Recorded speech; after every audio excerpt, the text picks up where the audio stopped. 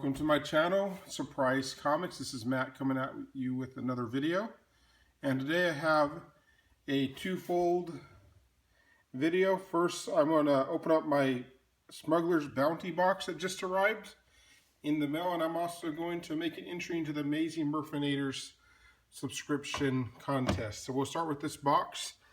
This is similar to, I don't know if you've heard of the Marvel Collector's Core is pretty popular, and with that success, Funko's made a Star Wars box of a similar style.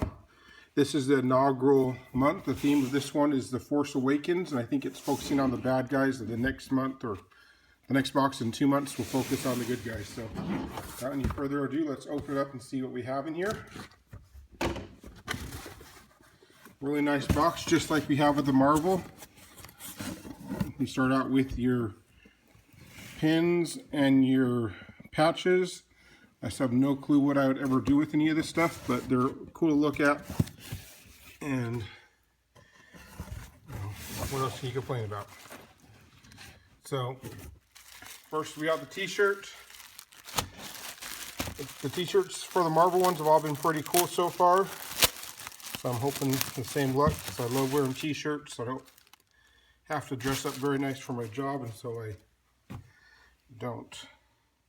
So we have a Kylo Ren pop figure on the shirt, Force Awakens, pretty cool. Won't mind throwing that one into my t-shirt rotation. Now they gave a preview.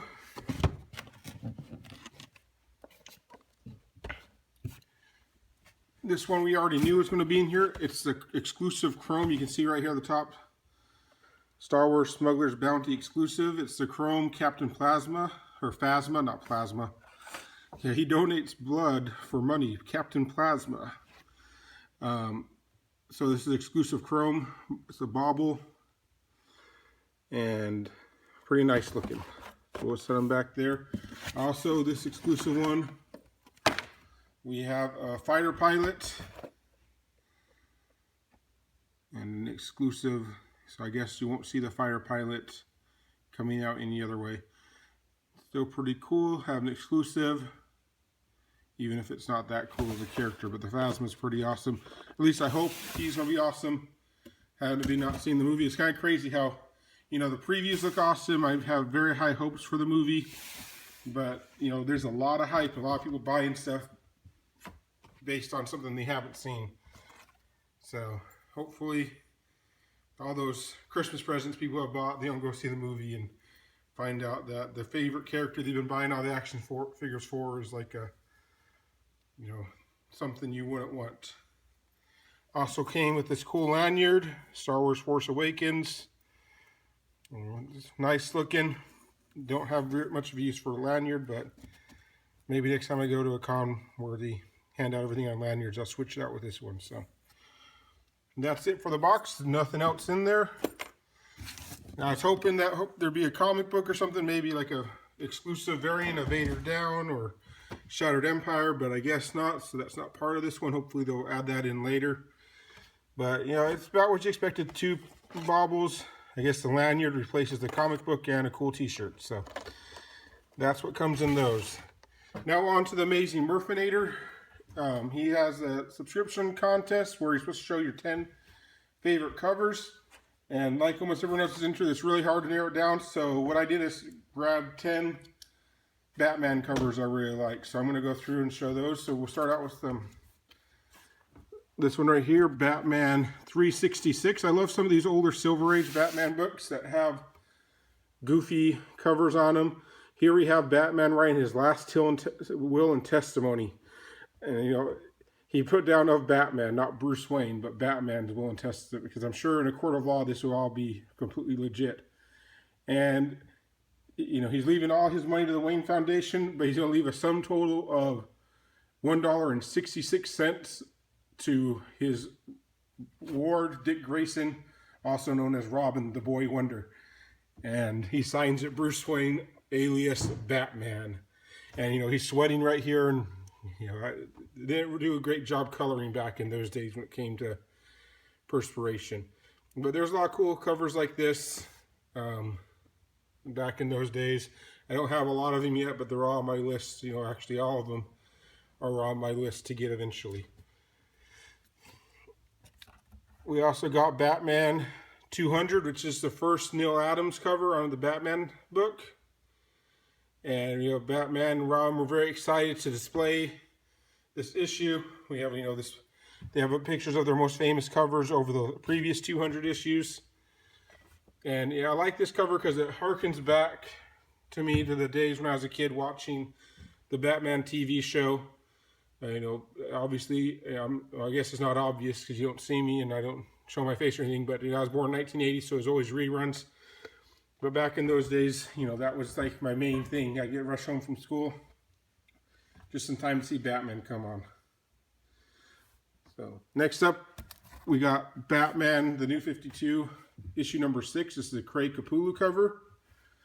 And he just has this way, you know, he has like, there's like 4 or 5 covers like this where he kind of merges Batman in with other things. You know, I think it's Batman,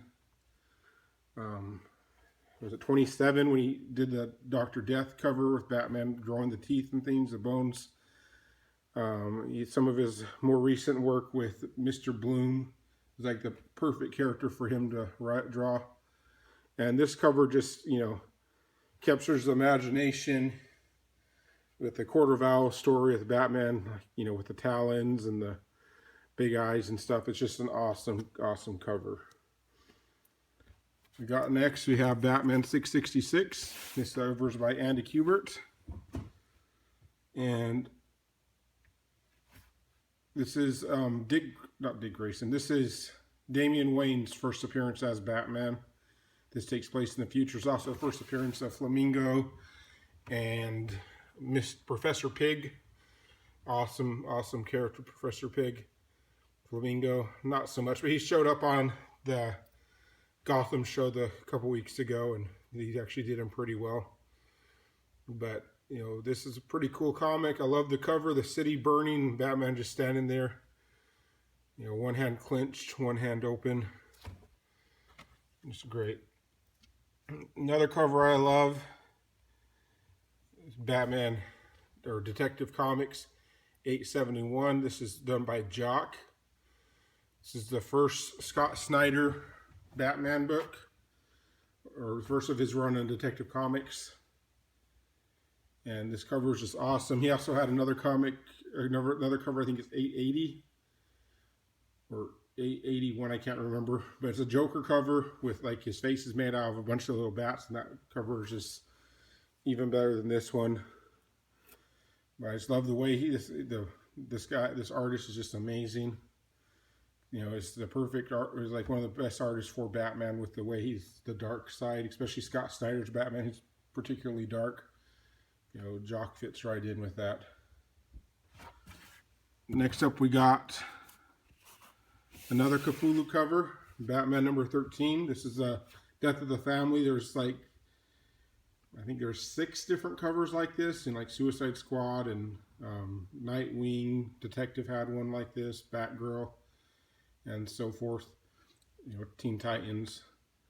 And you know, with this, it has a die cut. And usually I don't go in too much for the gimmicks on the covers, but this one really worked well.